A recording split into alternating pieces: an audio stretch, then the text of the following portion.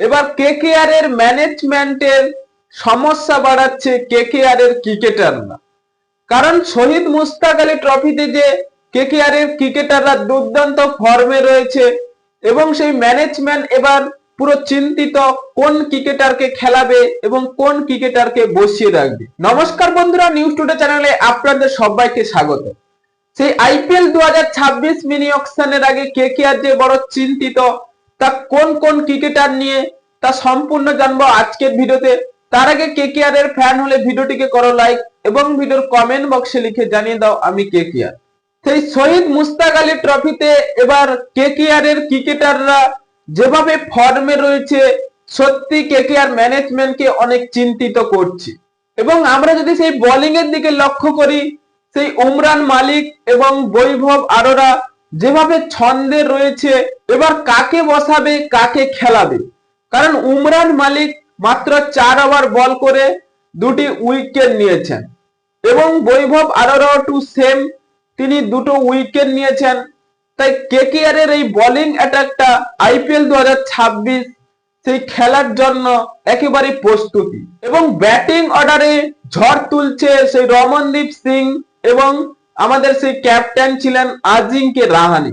রমনদীপ সিং তিনি যে দুর্দান্ত ফর্মে বলুন বা ফিনিশার, তিনি নট আউট থেকে 7 বলে 22 রানের একটি ঝড়ো ইনিংস খেললেন। তিনি সেই বুঝিয়ে দিচ্ছেন যে আন্দ্রে রাসেল না থাকলেও তিনি ম্যাচ ফিনিশার রূপে খেলতে পারবেন এবং আমাদের সেই রিঙ্কু সিং রয়েছে ম্যাচ ফিনিশার রূপে। এবার আন্দ্রে রাসেল না থাকলে কি হয়েছে, এবার সেই রমনদীপ সিং এবং রিঙ্কু সিং তারাই অভাব পূরণ করতে চলেছে। এবং ওপেনিং এ যে স্টার্ট পেয়ে গেছে কেকেআর, সেই আজিঙ্কে রাহানে। কারণ আজিঙ্কে রাহানে মুম্বাই দলের হয়ে তিনি শহীদ মুস্তাক আলী ট্রফি খেলছেন, সেই স্ট্যাম্প আউট হয়ে গেছেন সেটা ঠিকই, কিন্তু তিনি 33 বলে 62 রানের একটি ঝোড়ো ইনিংস খেলেছেন, যা কেকেআর কে প্রমাণ করে দিয়েছে যে তিনি ওপেনিং এর জন্য কতটা শক্তিশালী।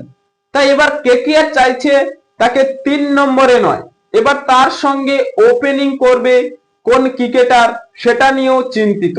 কারণ আমাদের মতে কেকেআর অনেকদিন আগেই আমরা আপডেট দিয়েছিলাম যে কেকেআর কথা বলছে সেই পৃথ্বী শর উপর।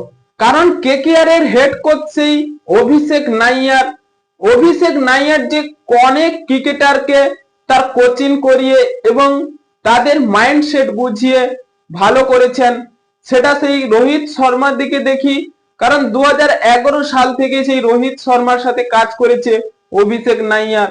অনেক ভালো ভালো ক্রিকেটার সেই সূর্যকুমার যাদব, শ্রেয়াস আইয়ার, এইসব ক্রিকেটারদের তিনি বুঝিয়ে এবং তাদের মাইন্ডসেটের সাথে ভালোভাবে কাজ করেছেন। তাই এবার অভিষেক নাইয়ার যে একটা ইন্টারভিউতে বলেছেন তিনি পৃথ্বী শর উপর টার্গেট করবে। এবং পৃথ্বী শর যে দিল্লি ক্যাপিটালস এর হয়ে খেলতেন, প্রায় 2-3 মরশুম তাকে দেখা যায়নি এবং তিনি আইপিএল মিনি অকশনে আনসোল্ড গেছিলেন। তাই এবার 2026 সালে তিনি নাম লিখিয়েছেন যে আইপিএল এ খেলবেন।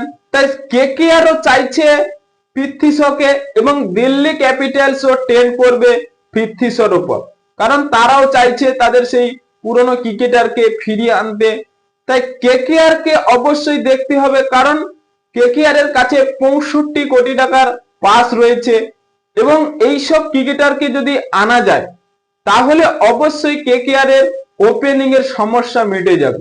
কারণ যেভাবে আজিঙ্কে রাহানে ফর্মে রয়েছে এবং সুনীল নারিনও রয়েছে, তাই কেকেআর এর যদি বাঁ হাতি ডান হাতি কম্বিনেশন থাকে তাহলে 2026 সালে ভালো কিছু করতে পারবে। বন্ধুরা, আপনাদের কি মনে হয় কেকেআর এর যে ক্রিকেটাররা দুর্দান্ত ফর্মে রয়েছে, তারা সেই ফর্মটা কি 2026 আইপিএল এ দেখাতে পারবে?